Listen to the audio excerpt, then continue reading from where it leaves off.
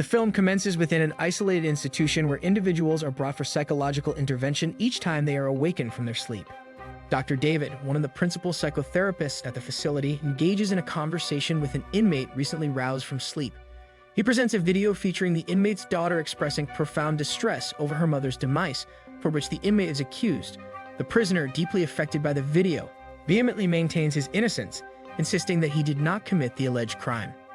David acknowledges the inmate's assertions, handling the situation with utmost professionalism. Following their session, the prisoner is returned to a water-filled chamber for sleep. As David observes the process, Valley, the overseer of the slumbering bodies, shares his ability to discern the nature of a prisoner's transgressions merely by examining their faces. Valley speculates that the man being put to sleep was likely involved in a crime of passion. When David playfully suggests that Valley might be taking over his job, the caretaker clarifies that he finds contentment in tending to the bodies and would willingly defer the responsibility to him. Taken aback by Valley's perspective and agreement, Valley notes that the prisoners confide in him and he guides them towards seeking penance. After emerging from the shower, David discovers his girlfriend Viola playing a petite piano on their bed. Commending her for the piece she composed, they share a kiss and tumble onto the bed. The next morning, David awakens to find Viola scrutinizing a photo he had kept hidden in a book. With a pained expression, she questions if the person in the picture is his ex. Recognizing her distress, David apologizes, assuring her that it was unintentional and expressing his love for her. While conversing, he receives a call from Valley, urging him to come down to the common room promptly. In the common room, Valley introduces David to Andrea, who apologizes for the abrupt summons. David learns that Andrea is there to observe him in action as he is set to take over David's position in a month. Later, David discusses the unexpected news with the head of the facility. She clarifies that the decision to replace him stems from concerns about his prolonged exposure to the emotional toll of his work, emphasizing the importance of preserving his mental well-being. The next day, Andrea joins David in his sessions, inquiring about the intricacies of the job. When questioned about the images on the large monitor, David explains that they are selected by the prisoners to provide a sense of grounding. The specific prisoner recently awakened is a woman sentenced to 9 years of sleep. With gentleness, David gently reminds the woman of a tragic incident, accidentally causing the deaths of 2 young boys while driving under the influence on wet asphalt.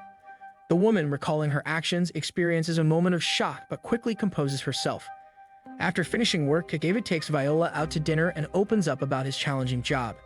Viola generously offers her home as a temporary residence until he finds a place to rent, a proposal that David accepts. The following day, David returns from a job and discovers Andrea in his office reporting an emergency awakening due to an empty file. Reviewing the file, David realizes Andrea's accuracy. There is no record of the man in their system. The defiant prisoner smirks at David, claiming knowledge of his purpose but refusing to share details. Although David is inclined to return the prisoner to sleep, Andrea insists on conducting necessary tests first. In an attempt to access the prisoner's personal belongings, David encounters a malfunction with his key card.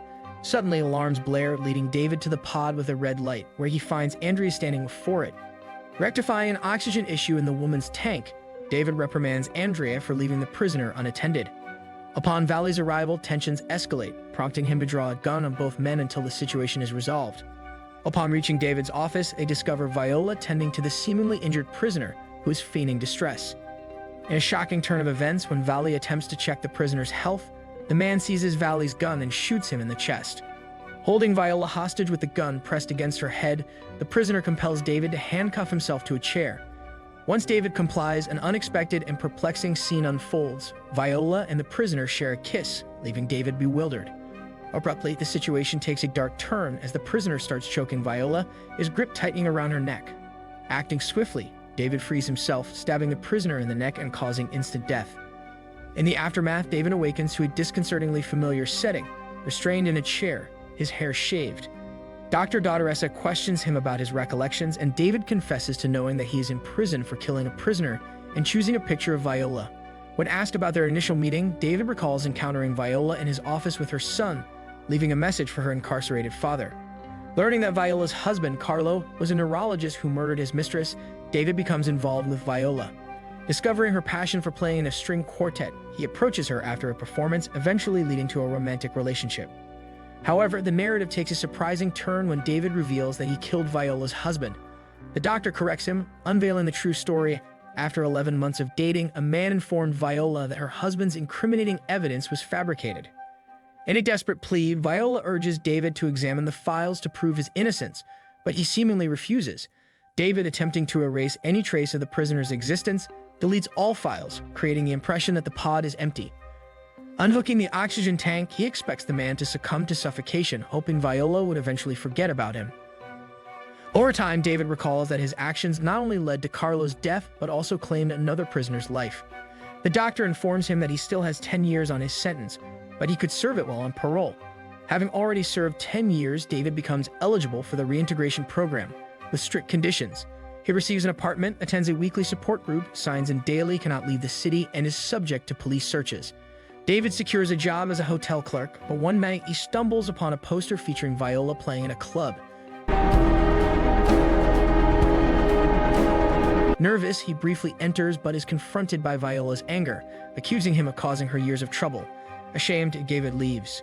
Later, Valley, his old friend, visits and hands him a gun, warning of potential threats. Days later, finding a picture of a fountain in his house, David investigates and encounters Anna's husband, a prisoner supposedly dead from the incident with Viola's husband. Anna, revealed to have been investigating the prison system while imprisoned, collaborated with Carlo. Visiting Viola, David pleads for her to listen, explaining his discoveries.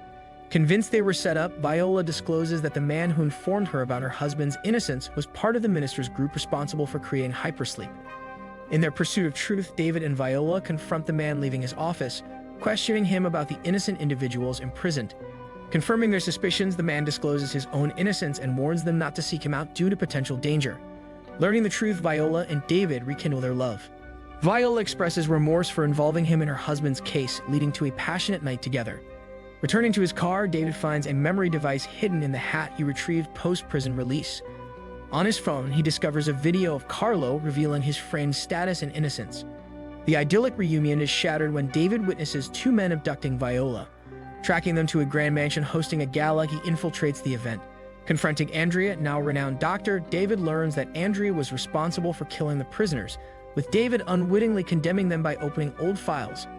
Holding Andrea hostage, David demands Viola's release in front of President Costa. Attempting to expose the dark truth of Hypersleep, David faces resistance from Costa, who argues that it enhances public safety. Viola is brought in, and though David aims his gun at Costa, Viola convinces him to take her home. On their way out, David experiences a hallucination of his deceased wife, and everything abruptly brightens. The scene shifts, revealing David still in the facility undergoing examination by the doctor. Recalling his innocence and possessing evidence hidden in his hat, he is informed that overwhelming evidence led to his conviction. Calming him down, the doctor reveals he served a long sentence, having spent 35 years in Hypersleep.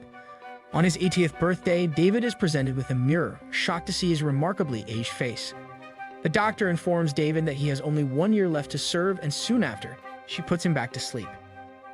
Curious about his belongings, she discovers the memory card hidden in his hat.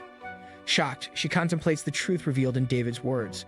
The camera guides us through a storage unit where numerous hypersleep chambers house dreaming individuals. Focusing on David's chamber, it highlights his shriveled face, having spent 35 years in hypersleep. In his dream, David goes for a jog, a familiar routine, and returns home to find Viola. She remarks that it took him a lifetime to arrive, and with a loving smile, David assures her that he's there now. The movie concludes, leaving the audience with this poignant moment. If you enjoyed this recap, make sure to subscribe and turn on the notifications bell icon.